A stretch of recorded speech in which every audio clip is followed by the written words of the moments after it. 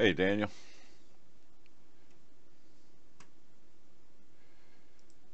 Welcome. Gary?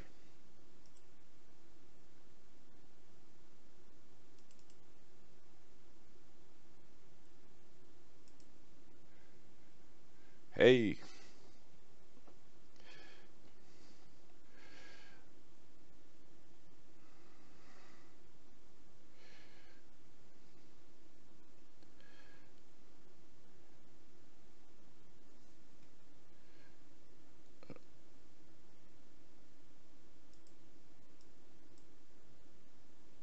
Okay.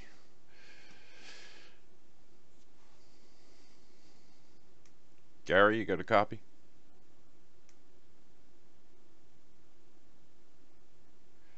Okay, I see you lit up. I can't hear you, but I see you.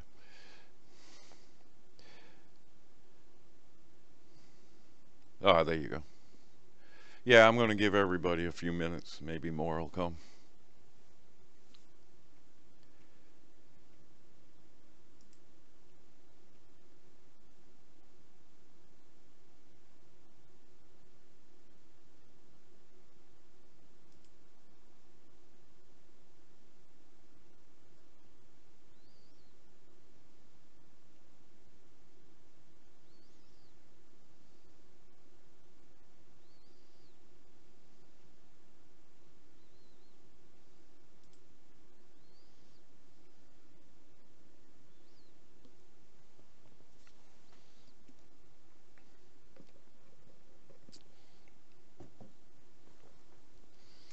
Daniel?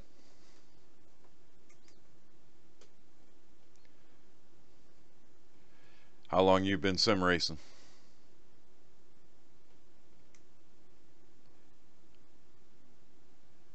Me too. Um, Building setups. If you notice, the server is set up temperature as high as I could get it, 90 degrees. Uh, Track state 100% or very high. You want to make the track the worst possible case scenario.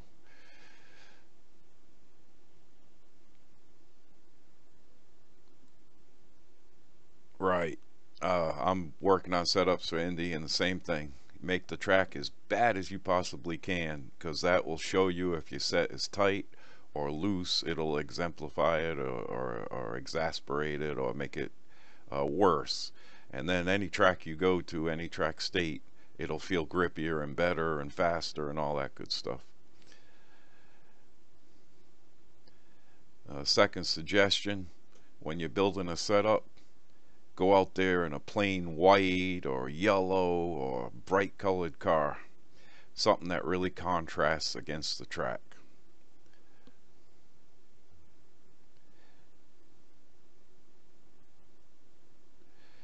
Uh, this way, when you get off the track after you do a couple laps or whatever, and it shows that replay, you can watch that front splitter and those side rails and see how close they are to the track.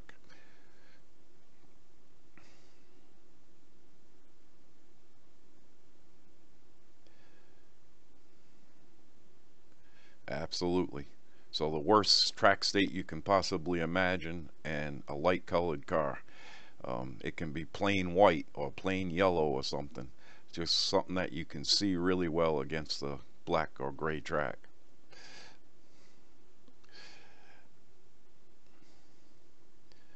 We're going to be loading the baseline setup for this uh, truck. They don't have a setup for Indy and iRacing setups. I think that's a good thing.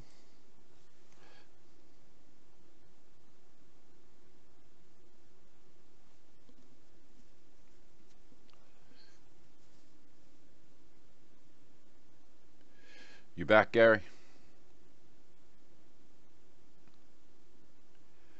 Tell him to get in here.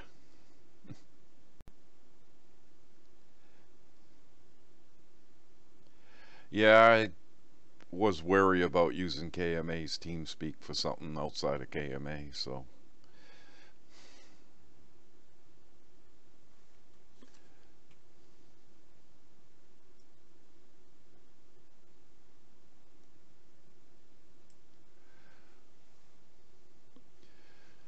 Daniel, do you use Motec or any analyzing software?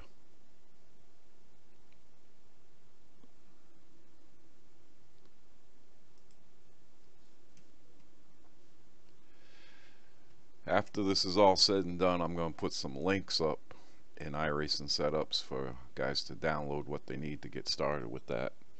Um, to build a base setup or take a take the first half a second off of iRacing default setup, you really don't need it.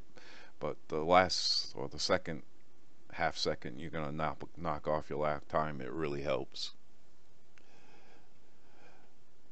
There's only so much you can see um, in the replay visually.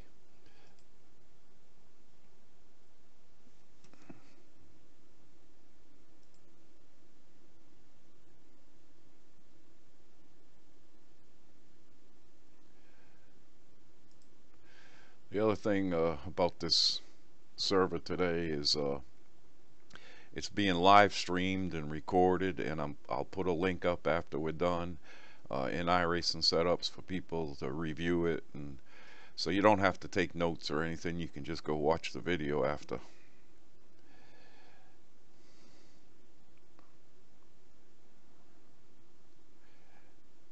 Yeah, that way you can listen and you're not writing while we're talking and things like that.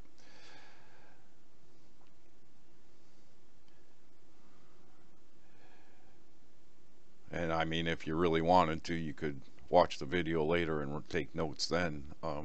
But this makes life easier for everybody. And the guys that can't make it for some reason, it gives them the opportunity to see what we talked about. And this is going to be pretty much a beginner session. And we're going to try to go through the garage and talk about all the little clicks and things you can do in there and what it does to the car. And then talk a little more about, well, what the car is doing and how we fix that.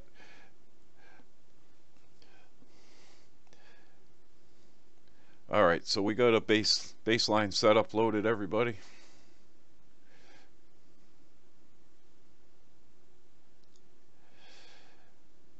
What I want to do is first off, just go out on the track and do like 2 laps and see how bad it feels.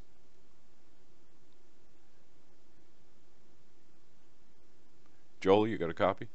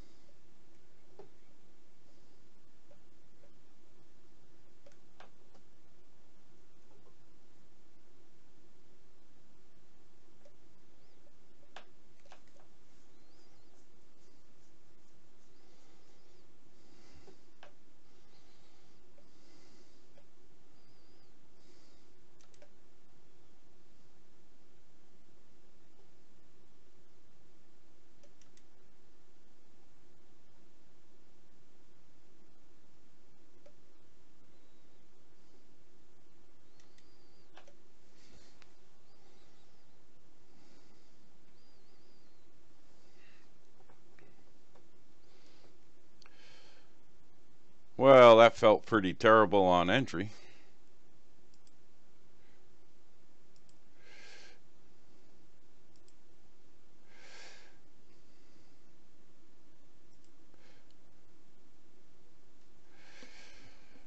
Uh, I could floor it coming out, so it's not loose at all on exit. But oh my goodness, you have to about come to a stop on entry. I was noticing I could make the turn, and I had to get to about 92, 93 miles an hour.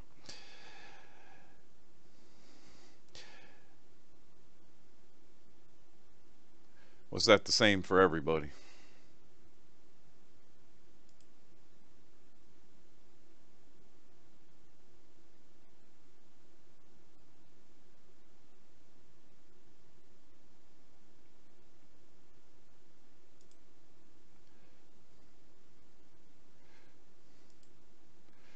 Now, when you come off the track, guys, watch your replay. Look at that front spoiler, splitter, spoiler, whatever it is. I want you to look at, especially through the turns, is it sitting on the track or not?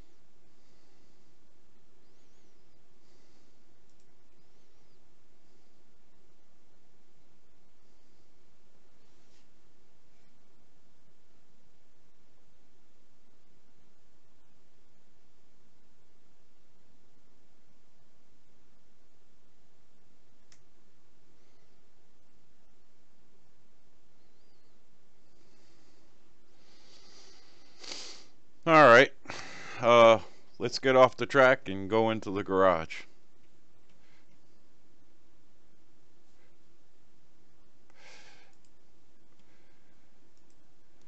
All right, and when you pull up your garage and look at it, the first thing I'm seeing is we have some very high tire pressures for a short track. Very high. These pressures may work for something like a Charlotte or uh, a fast track, but for this track they're way high. So what I'm going to say is I want to first off start off by lowering the tire pressures, and I'm going to say let's go down to 25 pounds on the left and 35 on the right.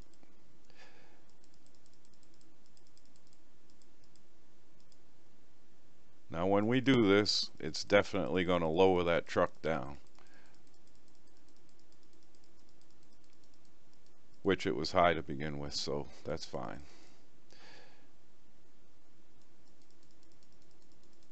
Now that's a pretty drastic change. Click apply. However, it still comes in spec into specs or passes tech or whatever you want to say. So now at this point all we've done is lowered the air pressures to 25 and 35, but I want to save this, and I'm going to call it NH 17S3. You can call it whatever you'd like.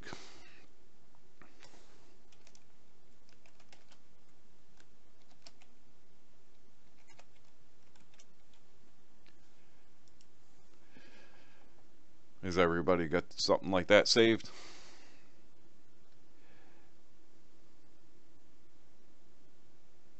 Joel, Gary, Daniel?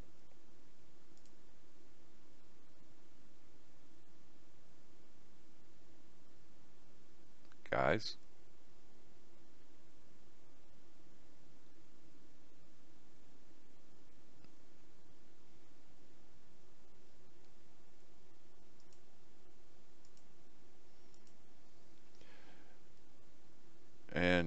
let's go back out onto the track and do 2 or 3 laps and see if it's improved any.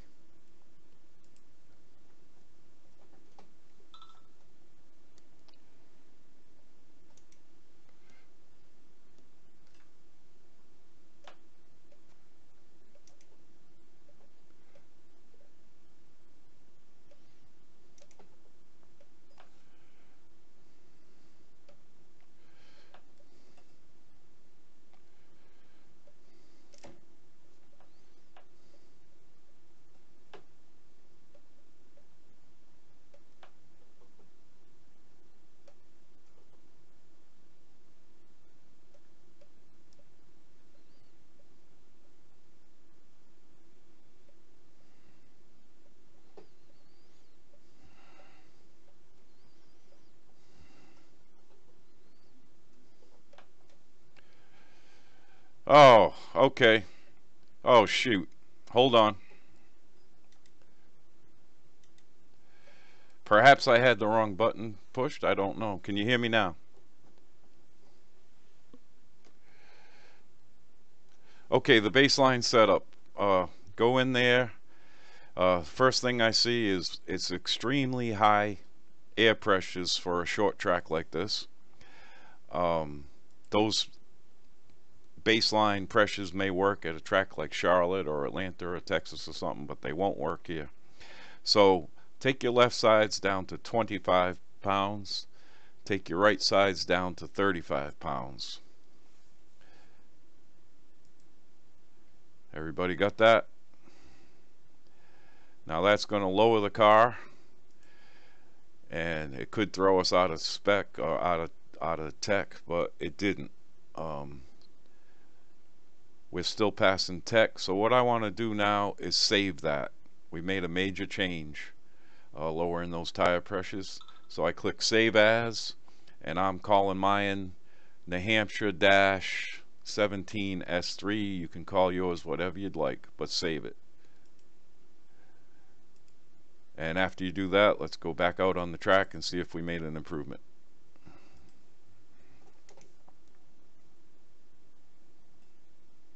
Everybody copy?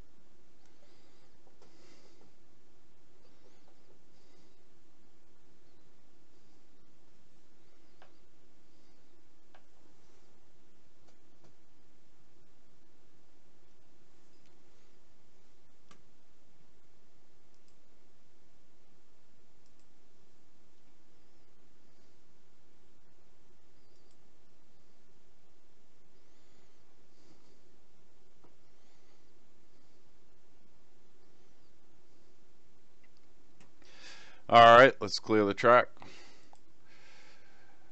What'd you think? Did that help?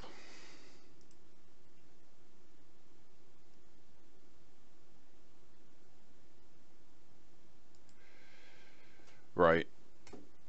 I'm finding the right front tire wants to slide up the track on entry and through the center and even on exit. Uh, one of the reasons, watching the replay, one of the reasons it wants to slide up the track on entry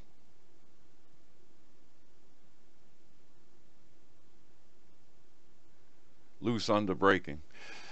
Okay, to fix that, Joel, move your front brake bias forward. Try 70. One of the reasons we're so bad on the entry of the turn is our spoiler is actually hitting the track under braking. We cannot. They don't have bump stops on the truck. We have to raise the front end. It's or stiffen the springs or do something to keep that spoiler from hitting the track, because when the spoiler hits the track, first off, the spoiler has no grip, but it takes weight off your front tires. Now there's two reasons for tires to slip. One, they have too much weight, too much load on them. Yes, sir. It is. So one reason the tires will slip is too much weight. Another reason why the tires will slip is too little weight. Well, with what I'm seeing, the split is hitting the ground, it's taking the weight off the front tires. So it has nothing to do with weight, it has to do with the splitter. So what I want to do is bump up those front springs. I'm going to say 500 on the left and 480 on the right.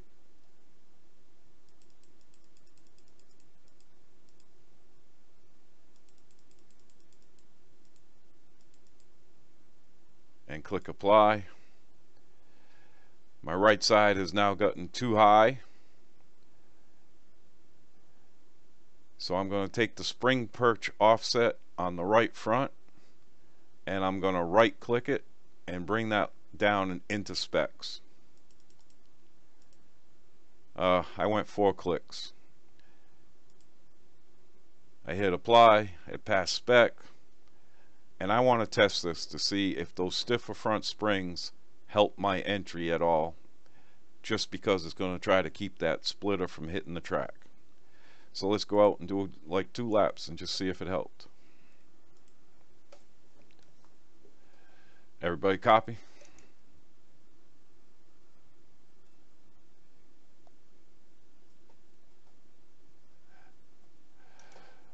Yeah, and you make a change and you test it, you make a change and test it, because you don't want to make bad changes.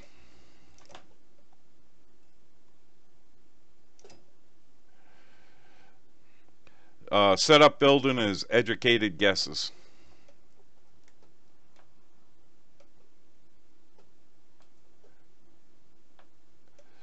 Well, I'm able to carry now like 97 miles an hour through the turn, so between those 2 changes, we've helped the car.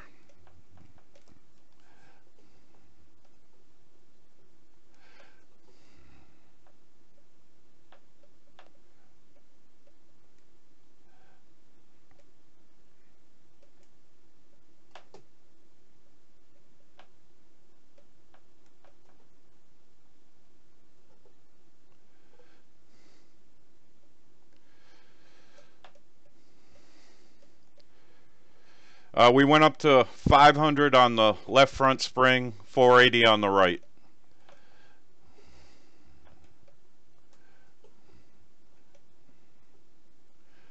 Basically added 100 pounds to both front springs. But then we had to lower the front end, the front right corner of the truck, to get it into specs again.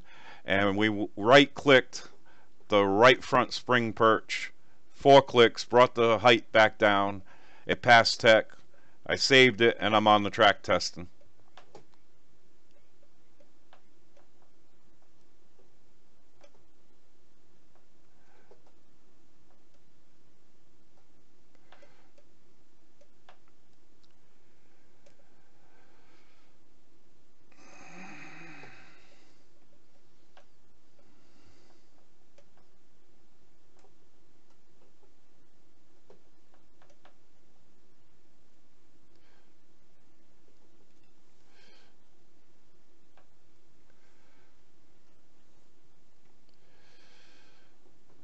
Early in the setup building process, it's only 2 or 3 lap runs, just enough to feel the change. Uh, you don't need to spend 10, 20 laps at this point in the stage.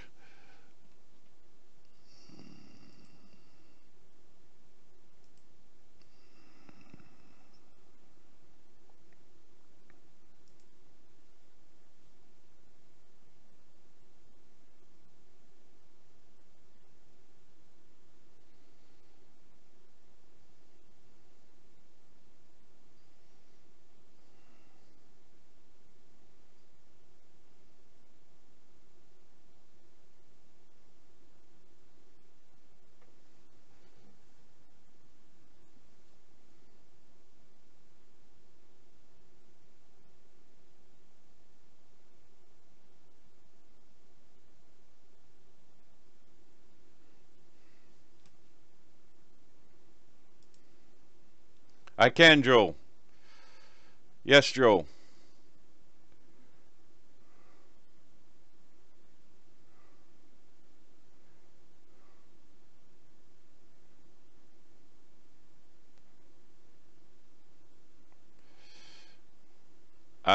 Copy.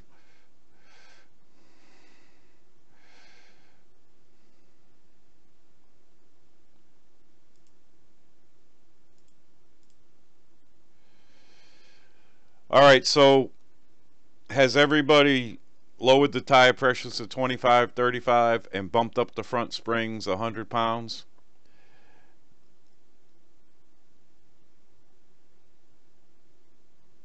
Daniel? Gary?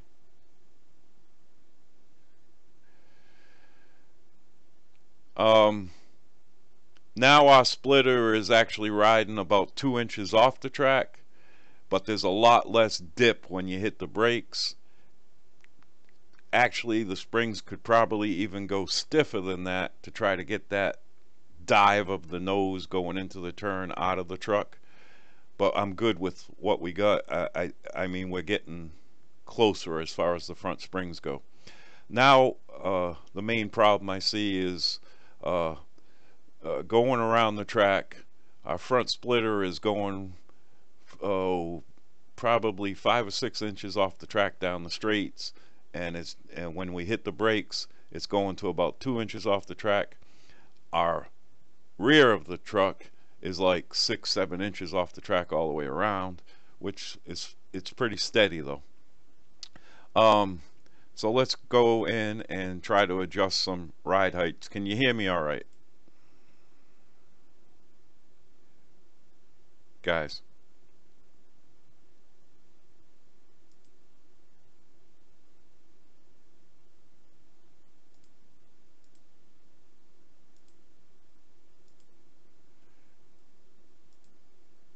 Can you hear me?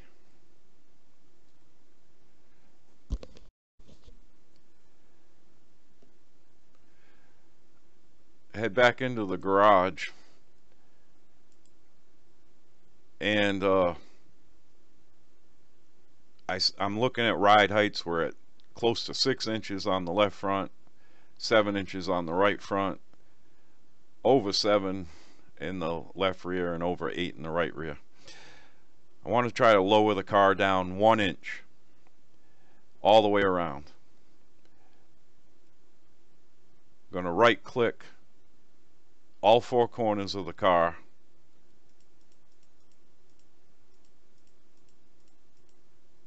Ten clicks to start with. Anyone copy?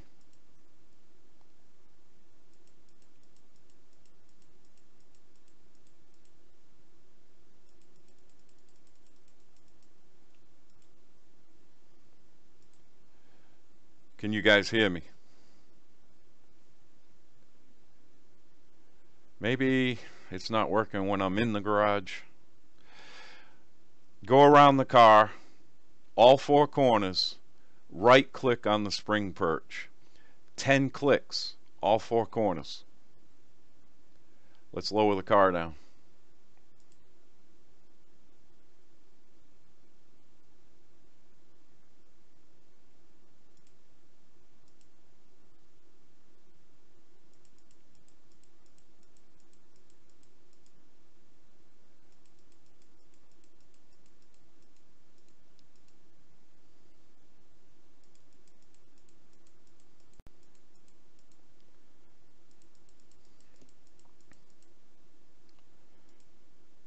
Is everybody in spec?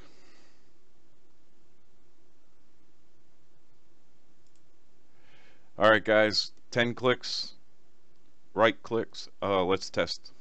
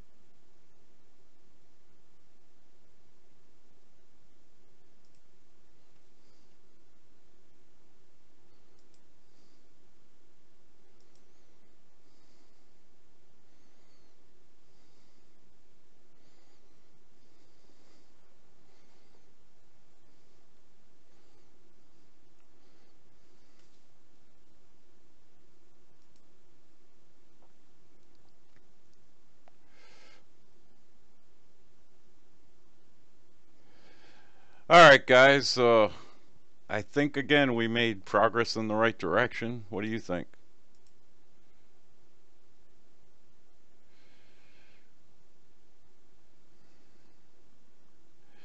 All right, we made progress, but we lowered the car back down. Now I can see the right side of the splitter is hitting the track when we brake. The bounce is less, but it's still happening. It's diving when we hit the brakes. I'm going to go up on the front springs, both of them again, 100 more pounds. I guess I can't talk to you while I'm in the garage, so I'm going to tell you what I'm doing. We'll all go do it and get back out of the garage.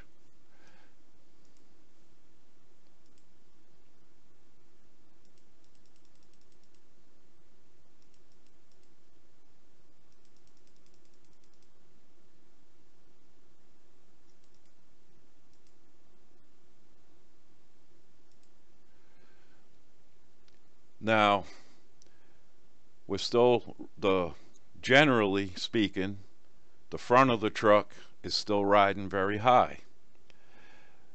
So what I'm going to do is go back into the garage now, and I'm going to take 10 right clicks to just both front spring perches. Lower the front back down again.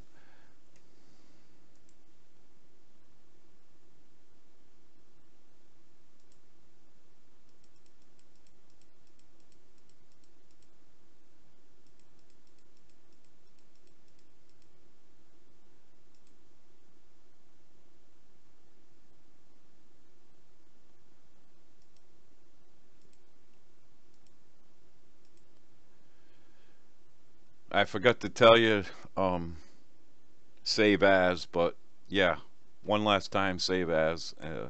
You can do it the next time you go in the garage. Let's test.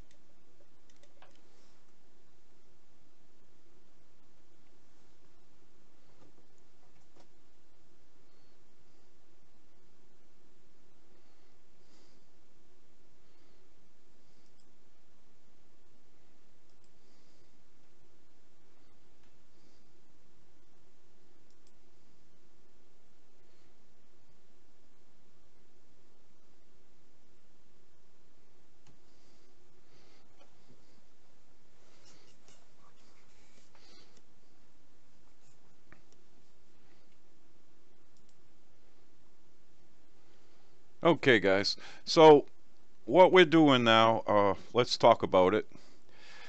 The springs, we're increasing the strength of the front springs. Springs resist the weight transition from rear to back. By strengthening the front springs, we're resisting that dive when we get onto braking or we let off the gas. Can you understand that principle? Simple, right? But when we increase the strength of the strings, for the most part, we're raising the car. So we right click on both those right front spring perches to bring it back down. And I can tell you, we're making progress in this area. We still have it. It's still, the front end's still dipping and it's still high, but we're making progress. We could spend, the whole next 2 hours working on this, but we're only going to learn that one thing.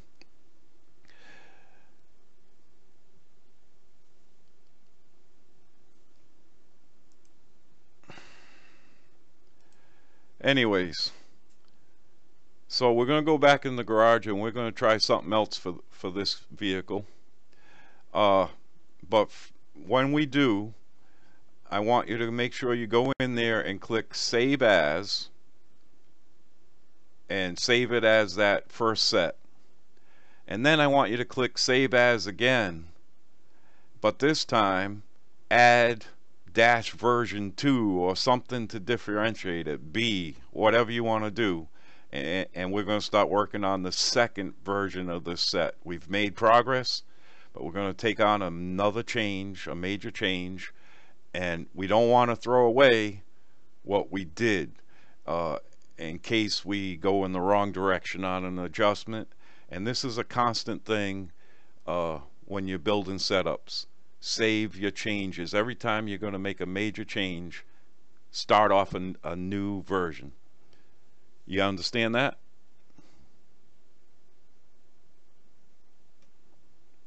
Guys?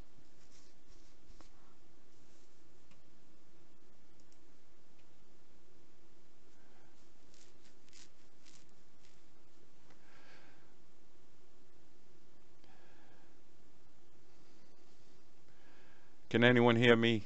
I'm in the garage now. Can anyone hear me? I guess not. Okay. Oh boy, this is complicating things. For some reason, I can't talk to you while I'm in the garage.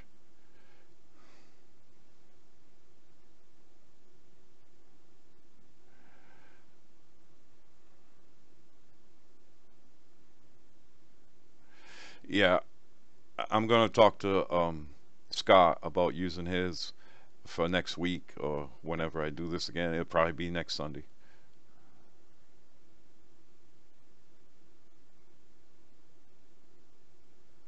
Awesome. All right, next week we will use TeamSpeak so that we can talk while we're in the garage, because I'm having to get in, make and see what I want to do, and get out to tell you, and go back in, and it's complicated and slowing things down. So next week we will use TeamSpeak.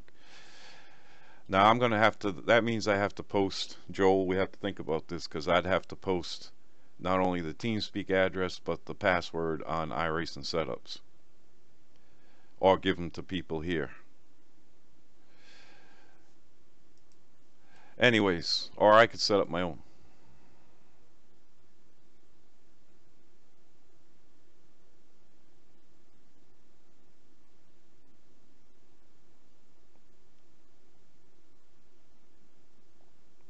Right.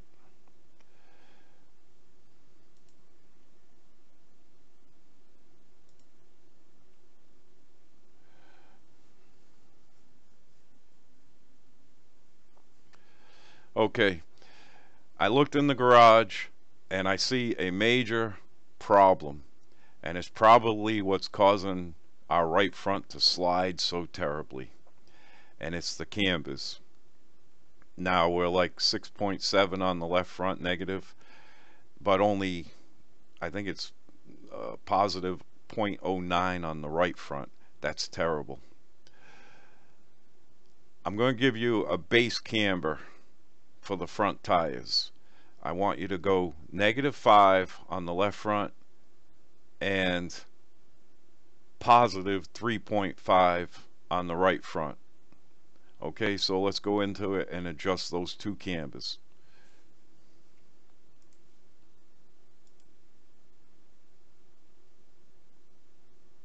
I got, excuse me, I did that backwards. +5 on the left front, -3.5 on the right front. Sorry.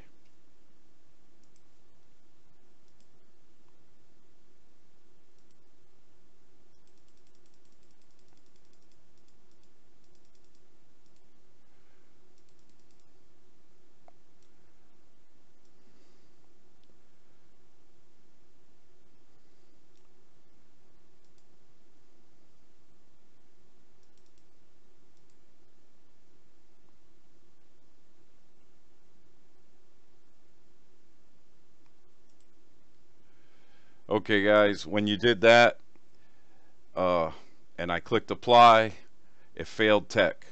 It's the right rear uh, sway bar. The right rear sway bar, just keep that somewheres around 0. So whatever it takes after a setup change, bring it back to around 0. go ahead in there and do that. And again, save this as version 2.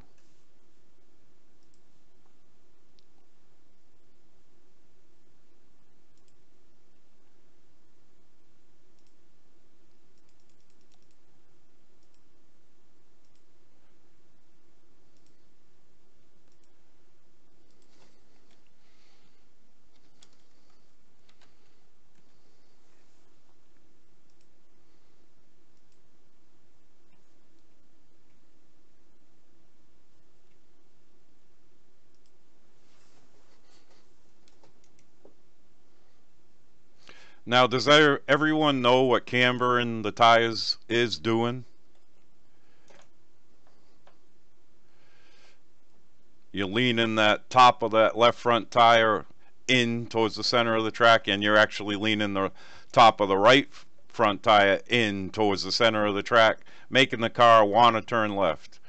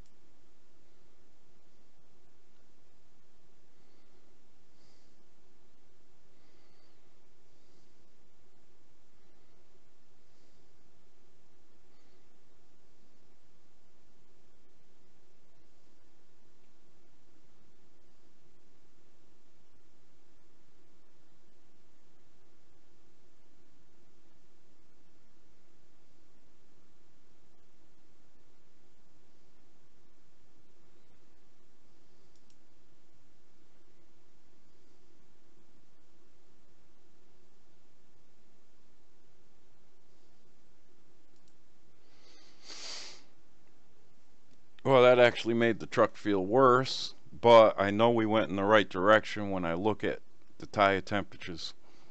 Um, I guess you guys can go in the garage and look at the tire temperatures while I talk. But prior to that change, on my right front tire, the right side of that tire, the outside edge of the right front tire, was actually the hottest part of the tire. If you take a quick look now, your left inside edge uh, is hotter or warmer than the outside edge. You got the tire lean the right way. However, when I look at the tires in general, all four of them are still overinflated, with the hottest temperature being towards the center of the tire. Not so much the left front, but the other three. We still have tires that are too inflated for this track. So I'm going to go in there and say we drop the tire pressures on all four tires another 5 pounds.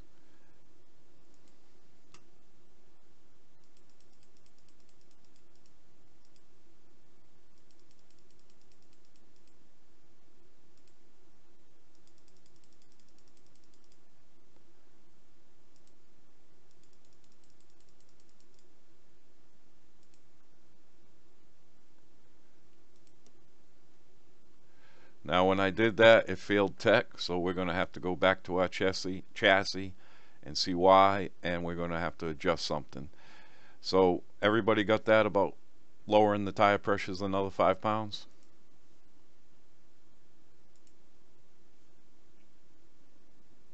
Correct.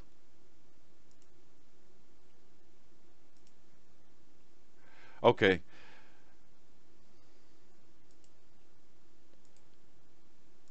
somewhere along the line, maybe I went one click more on the spring perch for the right rear. It was one click too low for me. I had to add, or left click, one click on the left, I mean the right rear spring perch. But I'm in tech now. Save that as your version 2.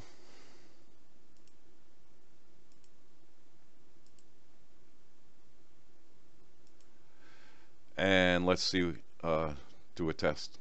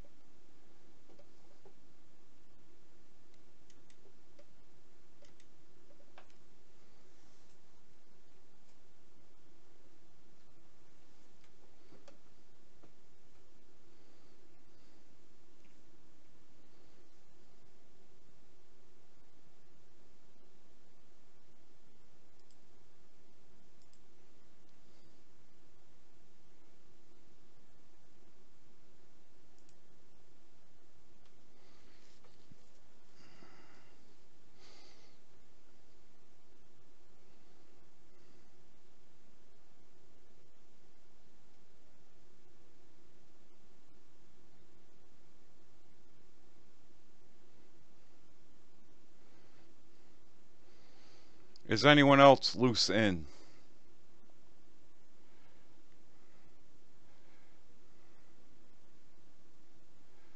Right.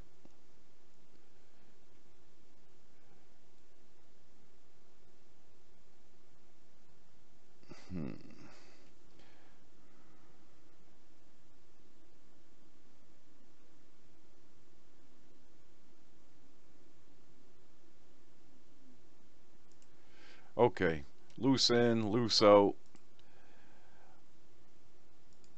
loose in, loose out. There's a couple reasons that could be, um, but I'm going to tell you what I think it is. Is we the ballast of the car is too far to the rear.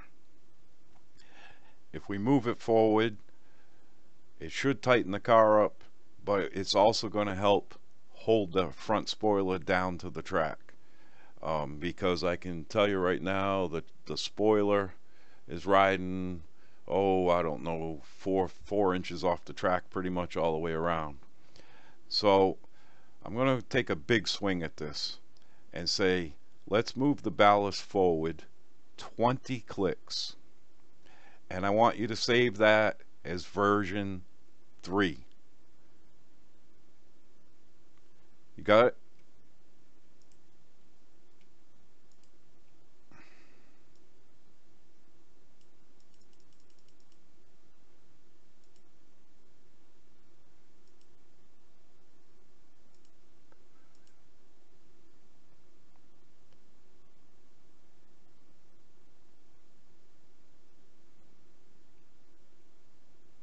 Yes. Yes. Moving the weight forward, right click the ballast. If you look at the nose weight, you'll see the change.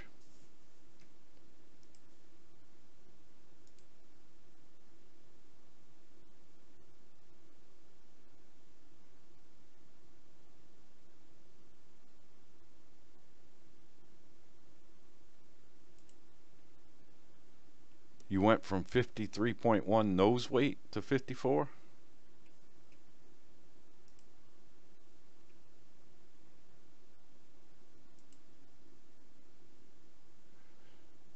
Yeah, I think so too. I'm at 51. I'm at 51.5 nose weight. But anyways, let's do a couple laps.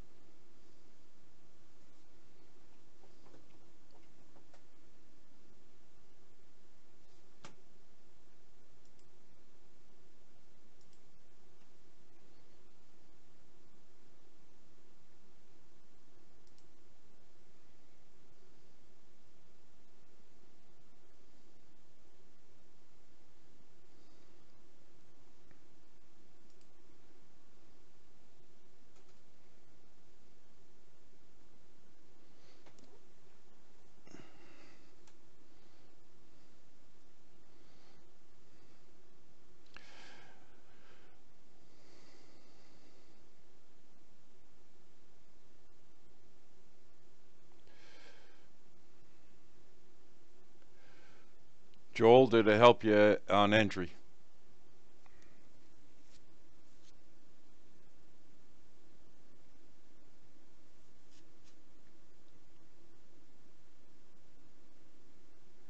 10-4. Gary?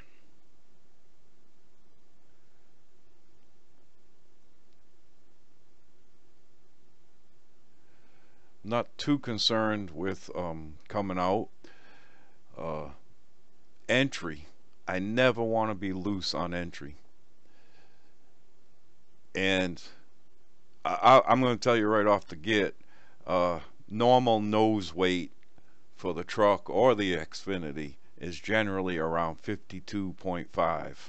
So I want to go in that garage and add another 10 pound, yeah, whatever we did, 20 clicks, 10 clicks, 10 clicks, I think. 10 clicks to the front.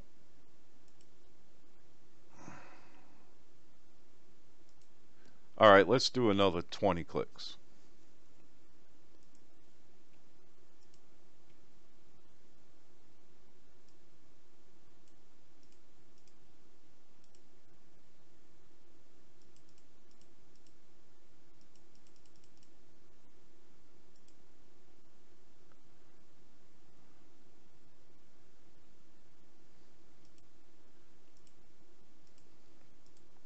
Twenty-four is right, and it brings the nose weight to 52. It's getting a little closer to what is normal for these vehicles. For me, on a small track like this, not for Daytona, but for these kind of tracks, you want to hold the spoiler down, especially like an aerodynamic track like Kentucky, Kansas, Charlotte. Um, New Hampshire is not so much aerodynamics as it is feel and being comfortable. Grip.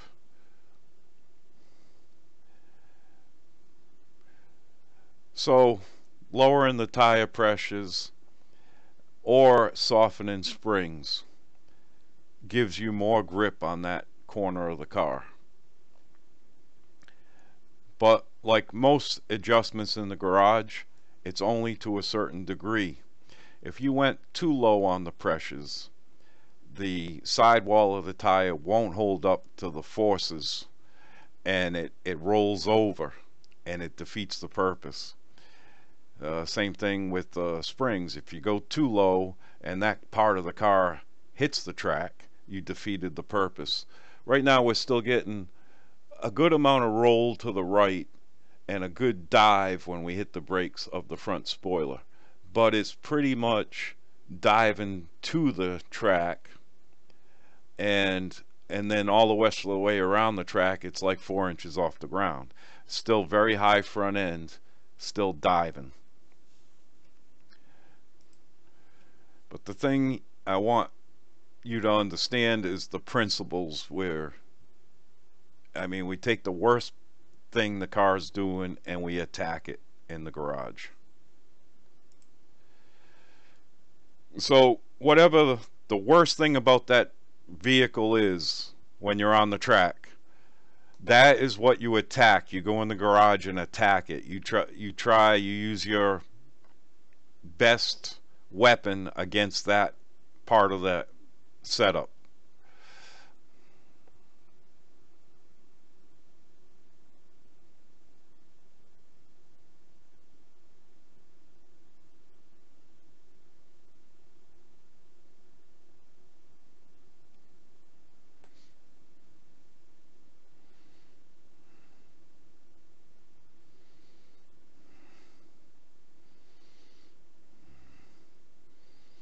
Joel, did it fix the loose end?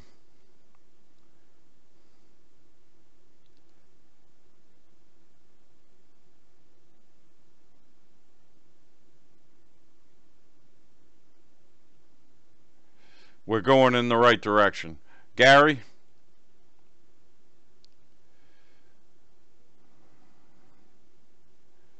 Daniel?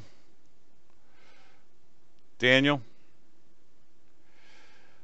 You know what? I like 52.5 or better on nose weight. Let's go another 20 clicks on that and still save it as version 3.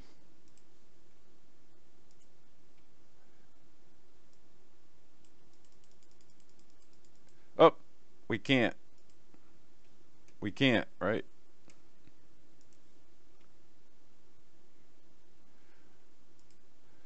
up against the stop. Okay, so how do we get more weight on the front end then? Uh, if we can't move the ballast forward. Any ideas?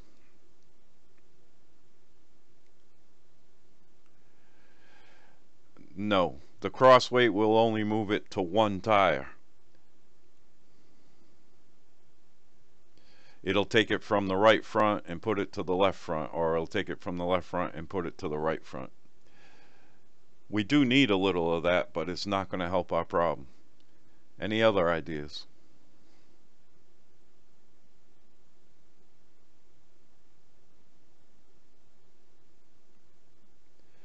Right, but then we're going to be bottoming out when we enter the turns. This front spoiler is going to be hitting that track and riding the track. How about another idea?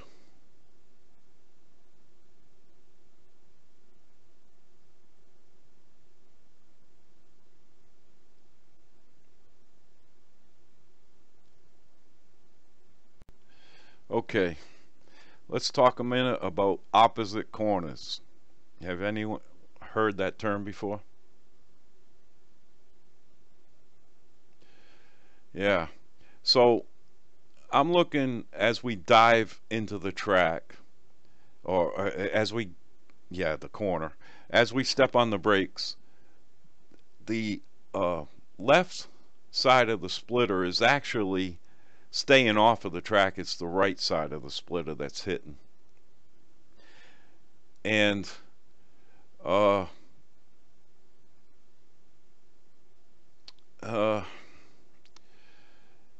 the other part of that is, uh, we're loose entry. Uh, yeah, softening the left rear spring. If we soften the left rear spring, less weight will be transferred because that left rear spring is trying to push the weight to the right front. Daniel dropped. He'll come back. So I want to see if we could help it by dropping 100 pounds out of the left rear spring. Now this may make us looser on exit, but don't worry about exit quite yet. Let's see if we can get rid of the loose end by dropping the left rear spring 100 pounds.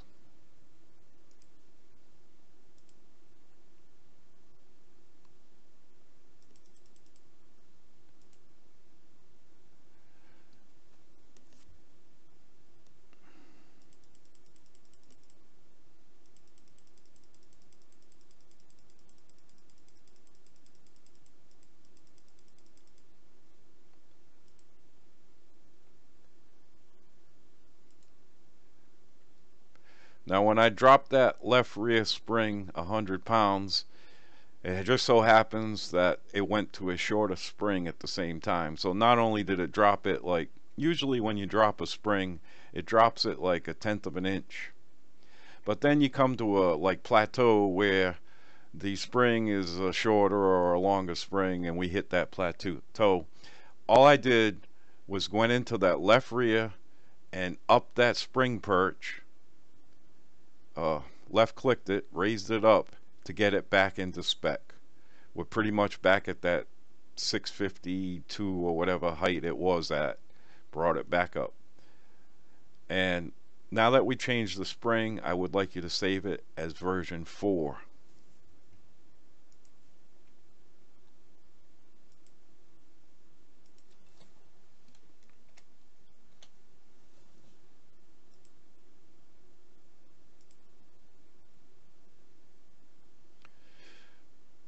Okay, left rear spring perch, that's where you made the adjustment. Left click, bring that height back up until you're in spec.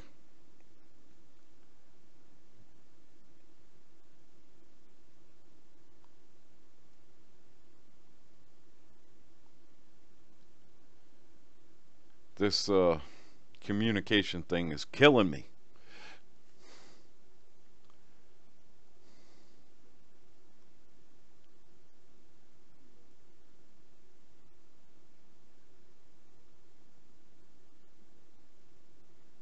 Okay, what number is it?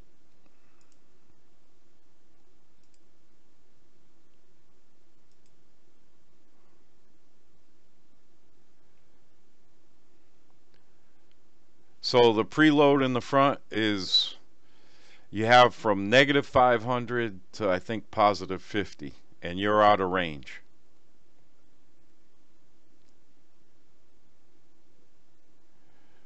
What's the number, negative or positive?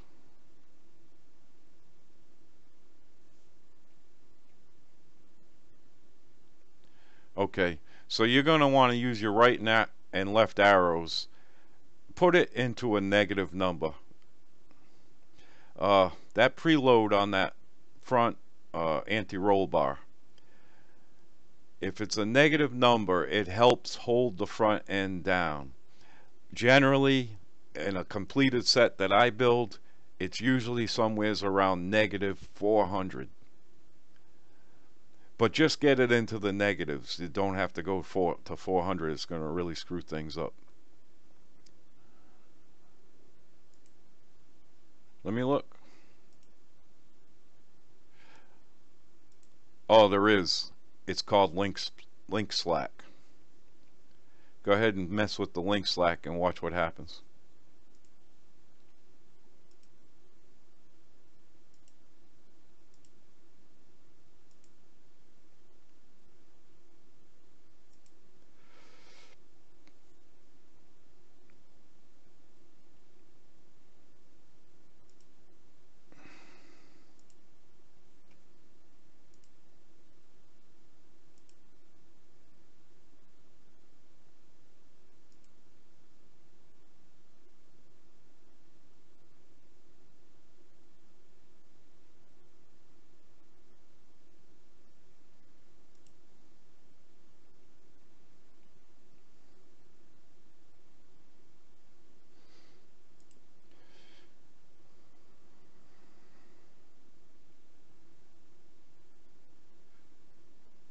Okay, but you're in spec now?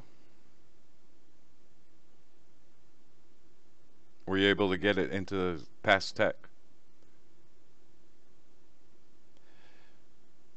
Joel, you're in tech? You're past tech?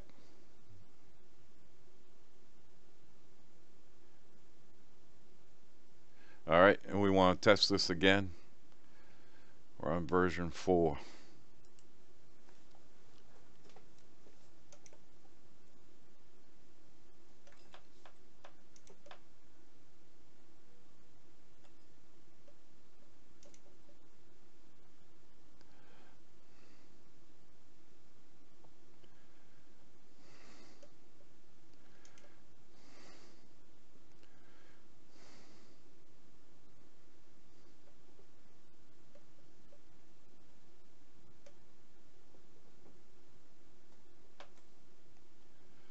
No need to be sorry, man.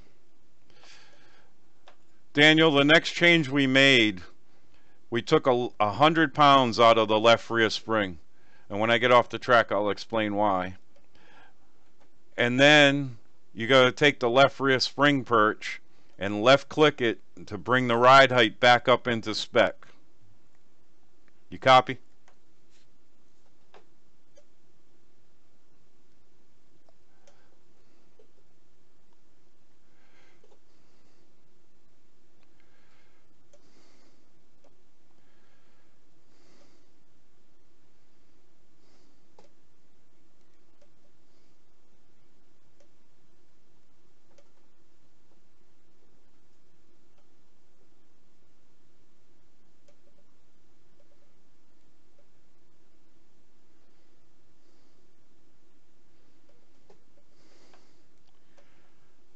Spring, 100 pounds.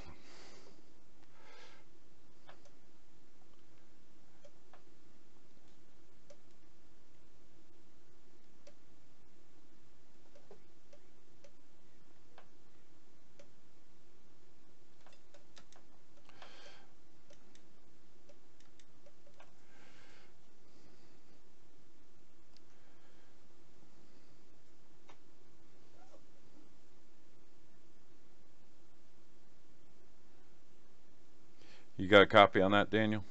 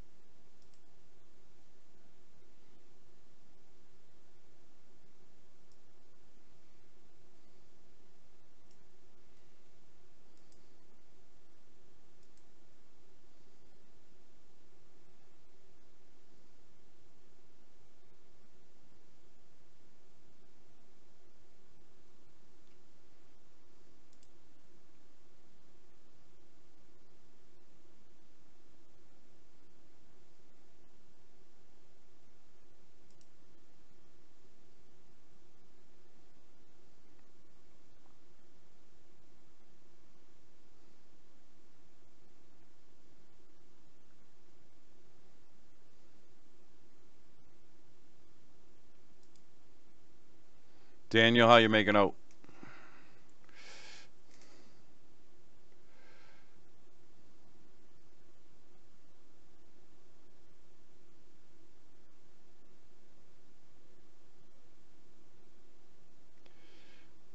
Right. Okay. So you lowered the left rear spring 100 pounds. You left clicked on the left rear spring perch to bring it back up to in spec as far as height is concerned.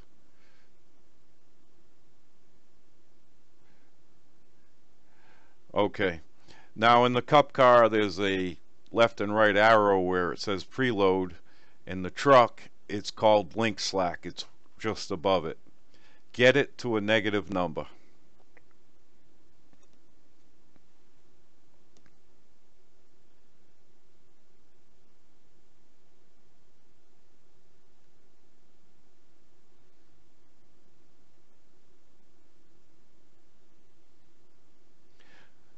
Joel and Gary, you're loose center out now and better in.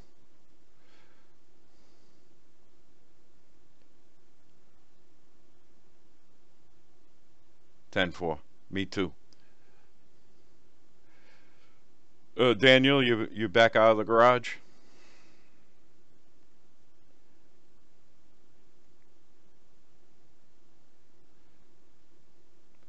Okay.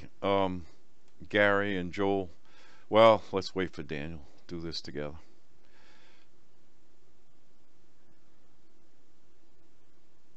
Okay, I told these other two guys while you were gone, um, that preload on all the vehicles you'll be dealing with, NASCAR vehicles, should always be negative. Negative preload helps hold the front spoiler and the front of the car down. Generally, in the setups I build, when you look at them, that preload is going to be somewhere around negative 400. The range on that preload is from negative 500 to positive 50.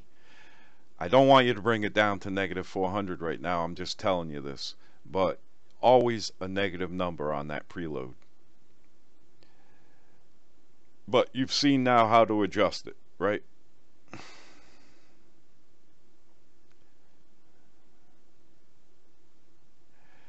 It's not downforce, but it's using that uh, anti-roll bar to hold the front end down.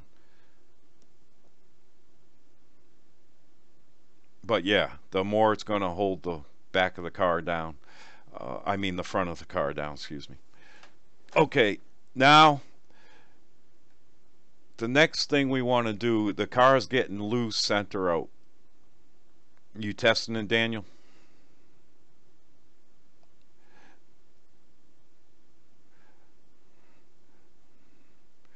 The next thing I want to do, because when I'm looking at the car in the replay, the right of the front splitter is still diving down more than the left front.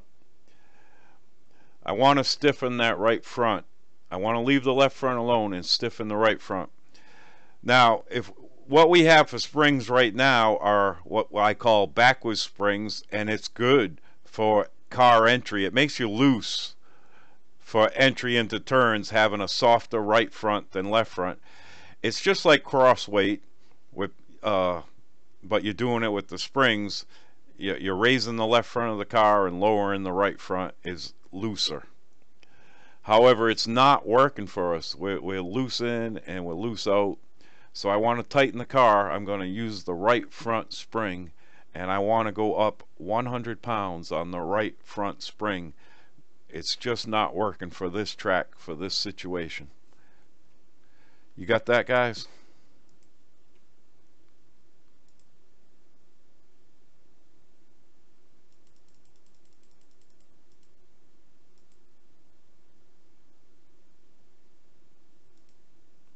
Right. You might have had a problem with that preload again when you did that, though.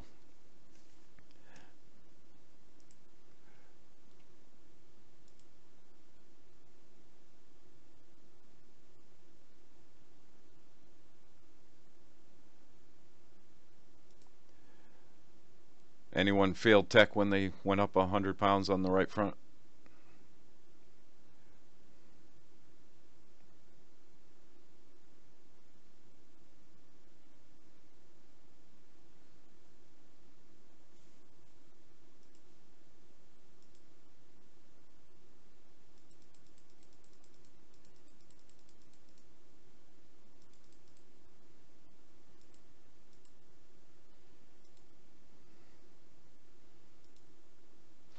Awesome. Gary, Joel, you with me? Okay, in my setup, the right front, now that I've added that 100 pounds of right front spring, is way up over 6 inches again. Uh,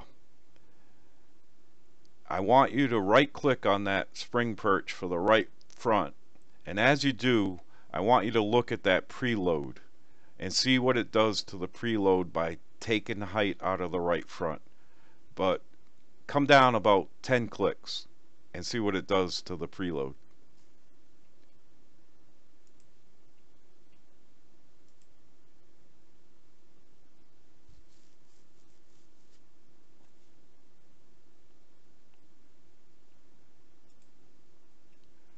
Right, and we needed to go in that direction.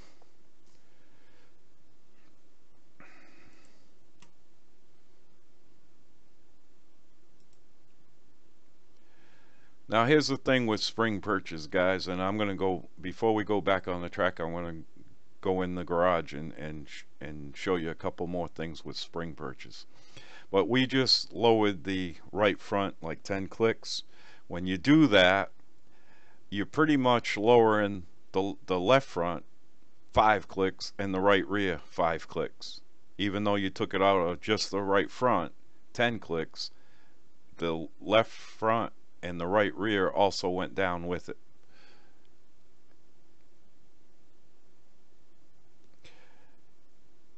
I'm going to show you something on spring perches while we're on the spring perch right here.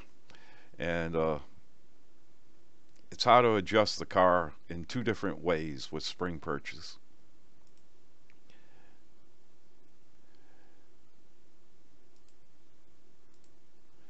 The first way, if the front of your car is high or the right side of your car is high, generally a track like this, you probably want the right side of your car about 2 inches higher than the left side.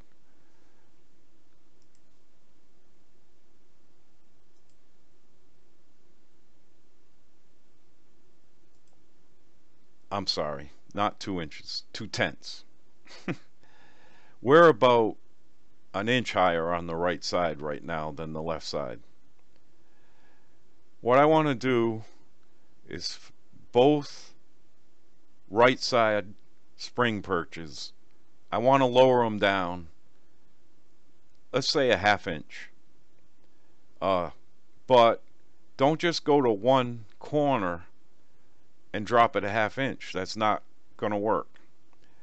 What you have to do is you go to the right front and drop it down 4 clicks. Go to the right rear, drop it down 4 clicks, and work back and forth as many clicks as it takes to get down to that goal of a ½ inch.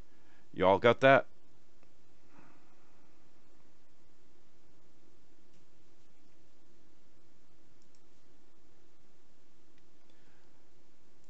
Let's do it.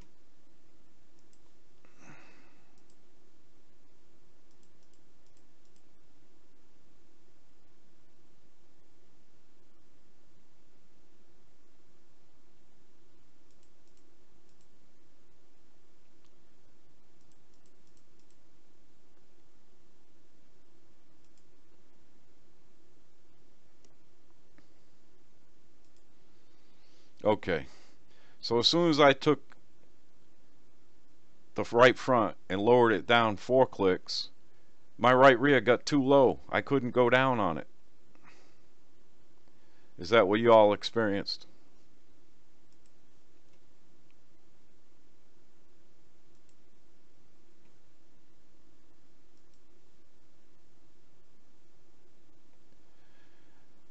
So so what it is our back of the car is low, the front of the car is high, the right side of the car or the right front corner is high.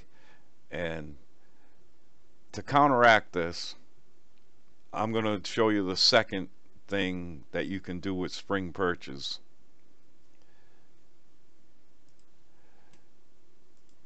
Now we're loose, center out. One way to fix loose, center out is with cross weight. If you add cross weight, it tightens the car. If you take cross weight out, it loosens the car. To add cross weight, you want to lower the left front, one click, raise the right front, one click. Lower the left rear, the right rear, one click, and raise the left rear, one click. It's the same thing with cross weight spring perches as it would be with springs. So go around the car, left click the left front spring perch, right click the right front spring perch. In the back of the car, do just the opposite. Left click the right rear, right click the left one, and watch your cross weight.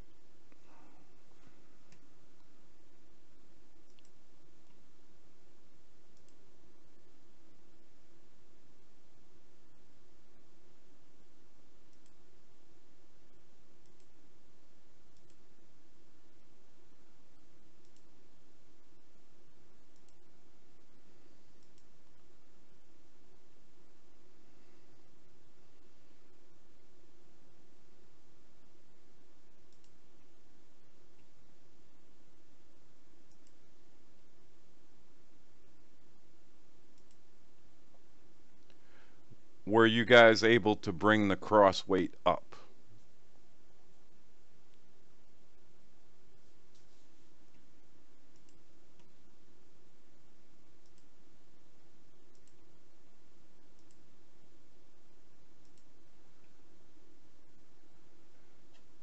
Gary and Daniel, were you able to bring the cross weight up just using those spring perches? Yeah.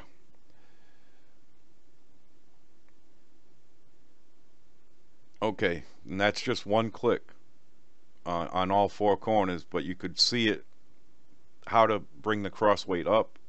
Of course, the opposite will bring it down. Alright, I want you to go back in and save this as version, what are we on? 4? Version 4.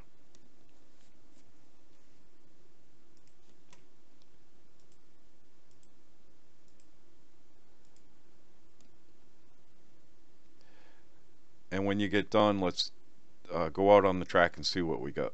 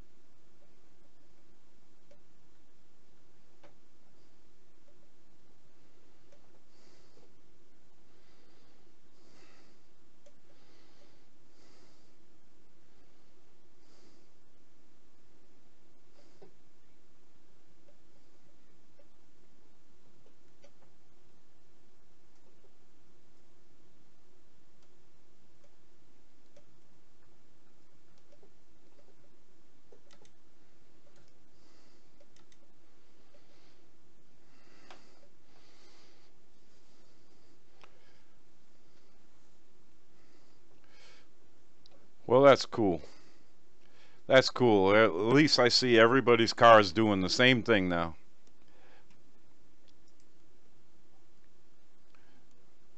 Very loose out.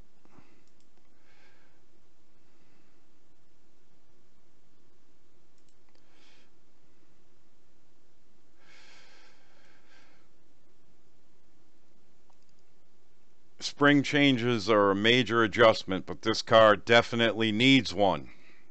Now there's two ways to tighten it up. We can add right front spring, or we can add left rear spring. Would you understand why?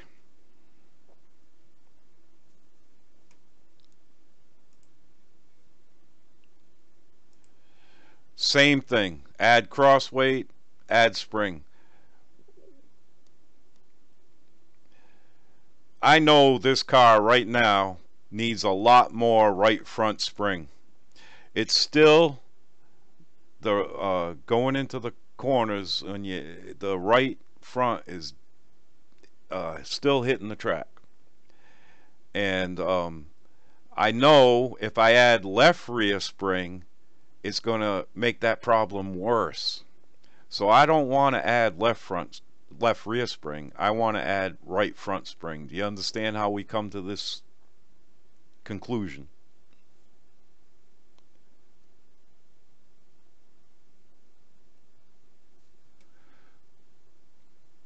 Guys?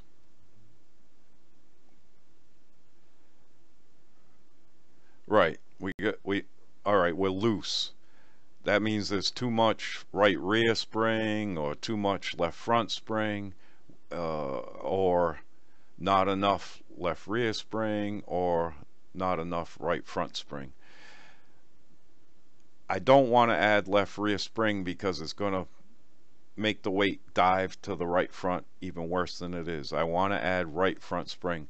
Let's add another 100 pounds and adjust our spring perch as necessary on the right front to keep it in spec if needed.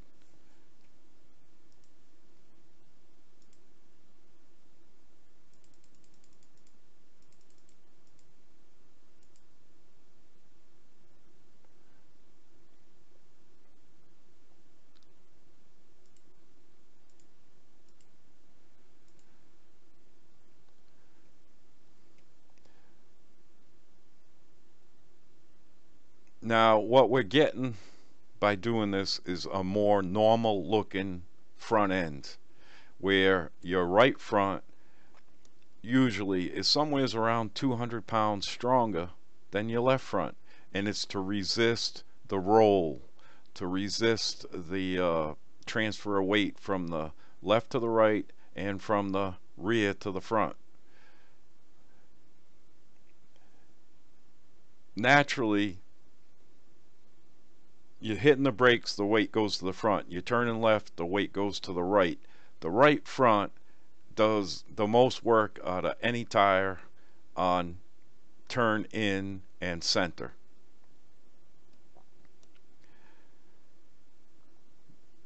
A spring is one way to resist that weight transfer.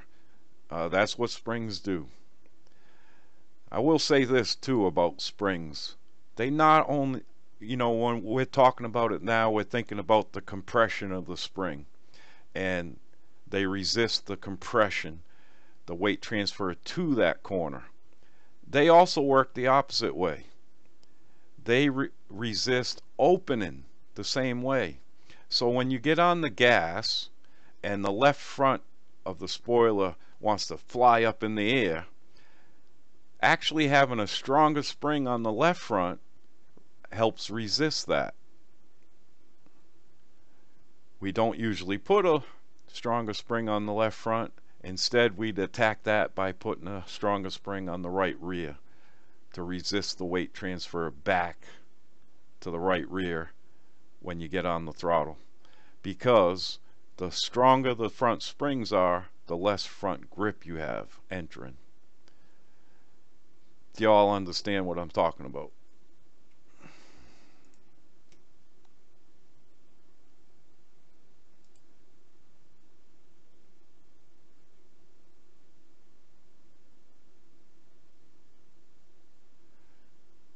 That's okay. Yeah. Okay. So when you make one adjustment, it affects something else, and yeah, we're leaning the car by raising that right front spring. We're raising the right side and lowering the left, and so the natural camber is changing. It's okay.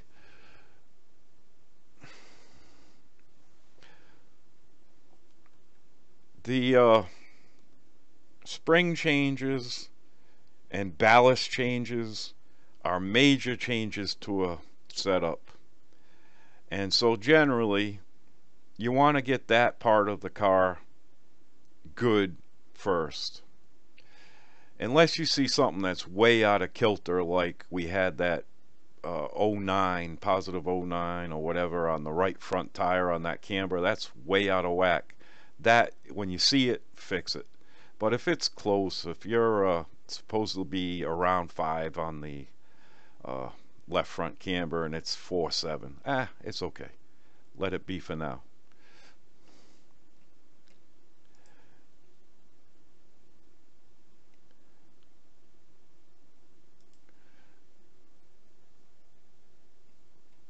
All right, guys. All right, guys, let's see with that stronger right front spring if we made any progress as far as better in and better out.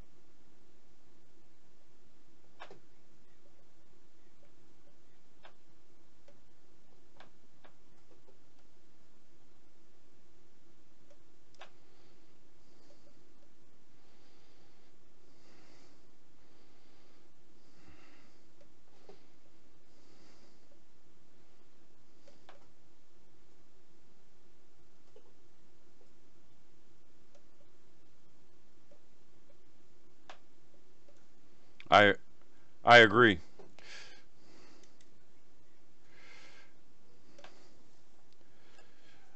But you're not loose entering anymore, right?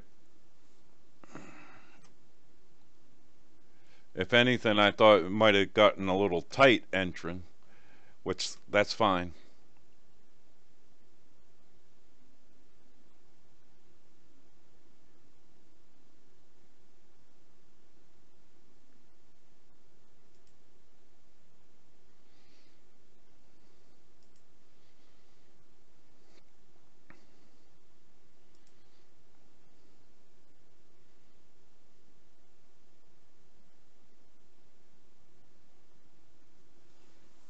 No, we're not. And remember now, we have the weight of the truck as far forward as we can get it, and we're not plowing like a dump truck yet. But we're definitely loose center out. Um, so I'm going to go in the garage, and I'm not going to touch anything, but I'm going to look at two things. I'm going to look at what my cross weight is, and I'm going to look at what my right rear spring is. And then I'm going to come back out here and talk to you guys about it, okay?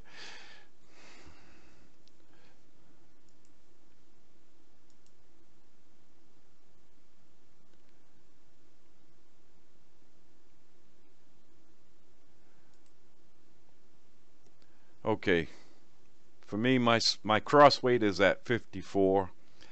That's fine. But my right rear spring is huge at 1175 compared to a 250 left or something to that effect. So to tighten the car up, I want to start dropping that right rear spring. And I'm going to say at this point, I'm going to take a big whack at it and drop it 250 pounds. But I know that corner of the car is kind of low. I'm probably going to have to come back up with my spring perch to get it into specs. So let's take 250 pounds out of the right rear, but then get it back into specs with that spring perch if we can. All right?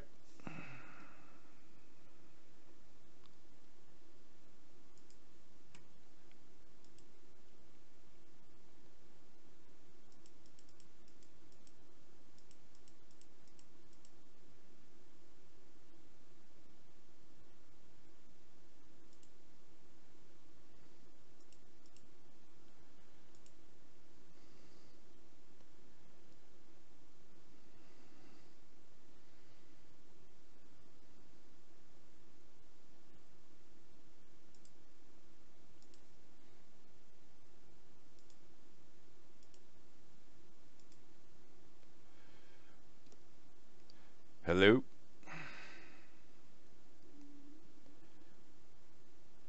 Joel and Daniel, you got that 250 pounds out? Okay, while I was in there, I seen another reason that'd make us very loose. Actually entering, center, and out. And that is big rear track bars. I don't so much mind the 1 inch stagger, but you got a 13 and a 14. Makes you very, very loose. Let's drop that also down to an 8 on the left and 9 on the right. Kind of more neutral. Okay?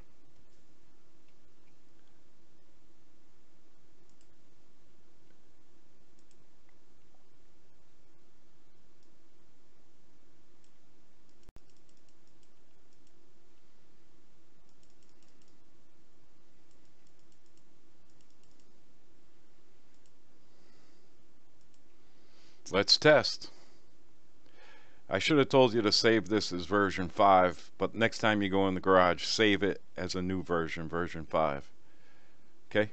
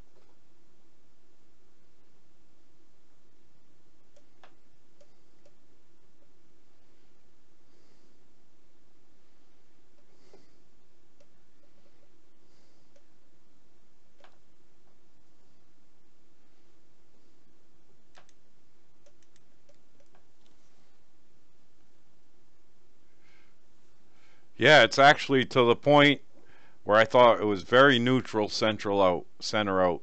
It's tight, a little tight in for me, but generally that felt a whole bunch better all the way around the track. My times were more consistent.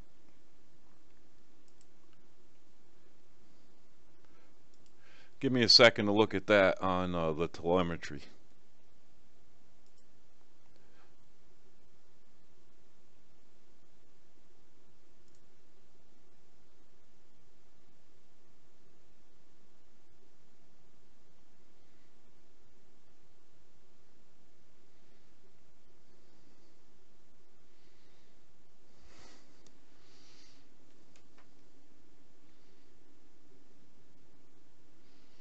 All right, guys, we're getting down to the end of our session, so let's just talk for a moment.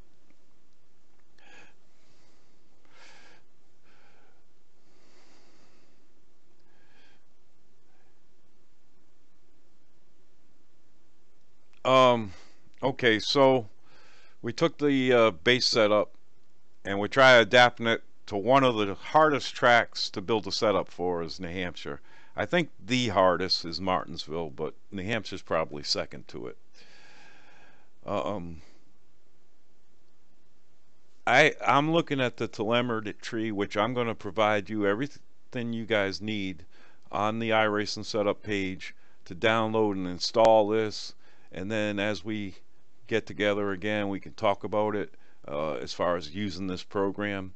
But what I really liked about this Motec is to look at um, the suspension. And what it is little sensors on the car. That's what they use in the garage to say what the ride heights are and blah, blah, blah. It has them on all four corners, and it also has them on the front spoiler. It has three sensors on the front spoiler, left, right, and center. Um, we've made uh, progress on this track, this setup, but I can guarantee you the things that I've talked about, the truck is still doing. We haven't gone nowhere near far enough on it. When we get on the brakes, the front splitter is still diving and hitting the track. But right now, it's just barely glancing the track. It's not digging into it like it was at first. Um, and then the front of the car, besides when you're on the brakes, all the rest of the way around, when you're coasting, when you're on the throttle, the front of the car is very, very high. So we really have to get the front suspension beefed up so when you get on the brakes it doesn't dig into the track, and because that spoiler hits the track and you'll slide right across the on entry. And then we got to work on lowering the front end and raising the back end to get the spoiler down. Um, Now, I say this, but on New Hampshire, aerodynamics is not all that important. The smaller the track is, the less it is. But it's teaching us the principles that you're going to need when you come to the mile and a halves and the 2 miles and the 2.5 mile tracks, where aerodynamics is everything. This is a good track to learn them. It's the track, a track that you need them the least. You understand what I'm saying, guys?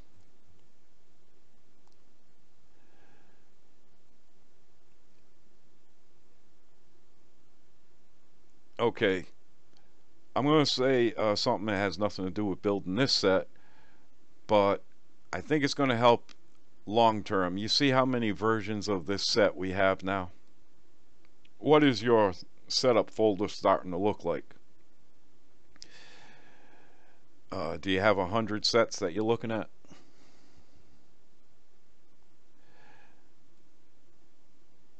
I set up my setup folder in iRacing just like it used to be in R Factor, where when I go into the trucks, I have a folder for every track.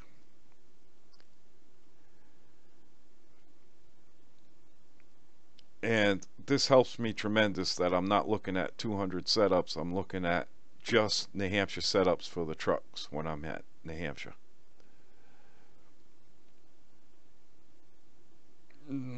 it might be something you might want to consider. But anyways, we're running out of time. I'm going to put up what you need to download and install Motec. It's two different programs. One is called MU. That takes the telemetry from iRacing and makes it where Motec can read it. You run that in the background. You don't even have to click on the telemetry in iRacing. It automatically is ready to convert it. And then you open Motec, and that's where you read the telemetry. I'm going to give you both of them, and then I'm going to give you a little instructions, although I think it comes with a help or whatever, but it's basically the telemetry is going to go into your documents, iRacing, your name, documents, iRacing, telemetry. And you got to just, when you initially open up Motec, direct it there to read the telemetry. Okay?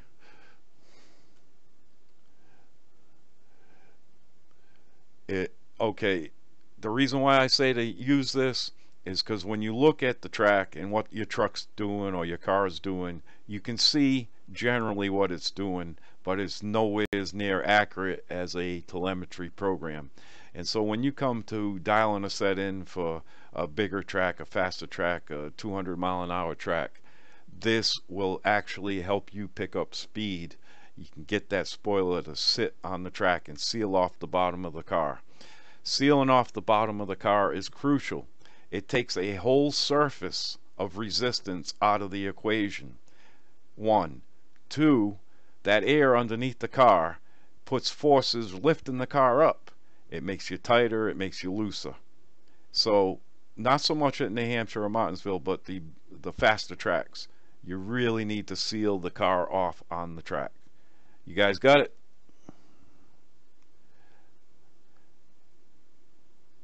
Did anyone learn it? Did anyone learn anything today?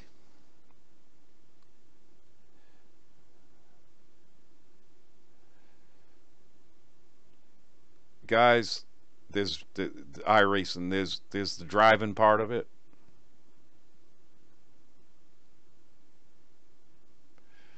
Right. There's the driving part of iRacing, and there's a setup building of iRacing. A lot of drivers ignore the setup building. I think it's half the sim. I think it's just as interesting, just as challenging, just as fun. I love building setups. I'd do it all day, every day if I could. Um, but when you learn the garage and what everything does and how it works, and you know get experience with it and get more comfortable with it, when you have a issue on the track, whether it's the iRacing default setup or something somebody hands you, you have an idea how to attack that problem and what to go after first, a spring or a wedge, I mean cross weight, or ride heights. You have an idea based on your experience and trial and error. Guys, you have a great week. I'm going to try to do this again next Sunday morning. It may be at 8 a.m. instead of 9.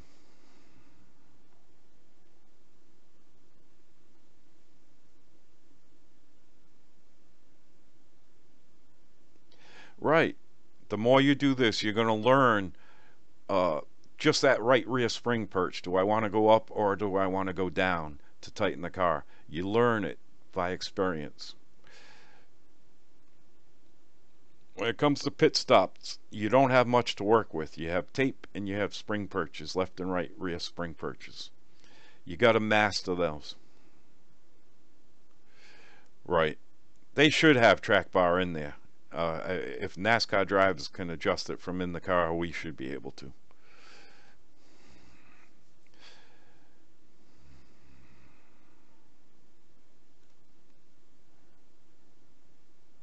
Absolutely. Absolutely, I agree. Guys, I enjoyed this, and I am, like I said, going to try to do it again next week. I know this server is going to shut down any second.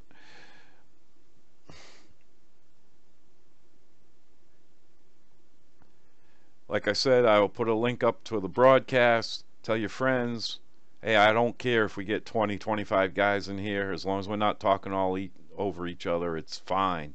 And the more people that know this stuff, the better for it is for iRacing and our community that we have to race in.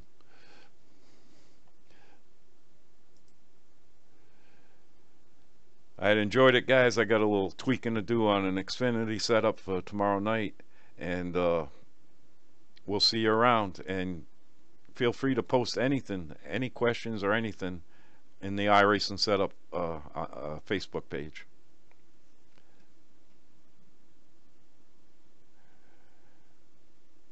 Y'all have a good one, and I'll see you guys tomorrow night.